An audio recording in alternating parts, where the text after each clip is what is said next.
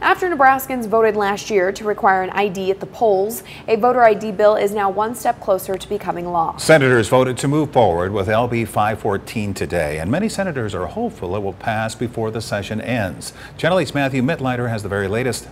Over the past several months, senators have been deciding on the best flavor of voter ID for Nebraska.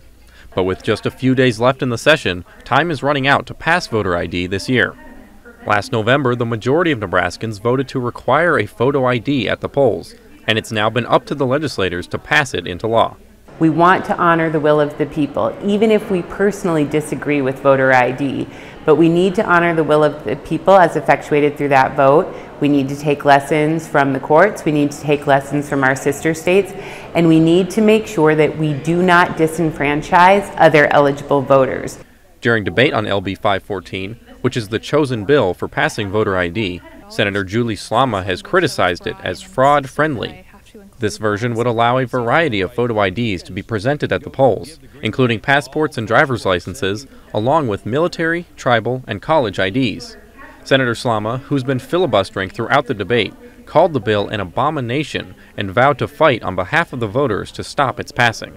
It's voter ID without the voter ID. You have exceptions a mile wide to where anybody voting in person or through mail-in voting can have their vote counted even if they don't present a photo identification. I'm not backing down, I'm fighting for the people on this one. Slama originally introduced her own voter ID bill earlier in the session, but ultimately the Government and Military Affairs Committee put together their version of the bill with Secretary of State Bob Evnen, which is what's been moving forward now.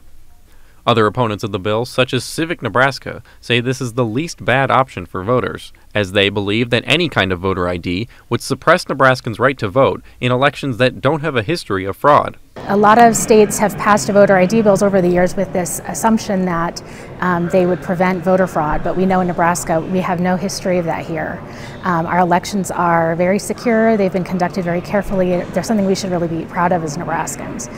On Tuesday, the bill passed the second round of debate and will now move on to its final reading and vote.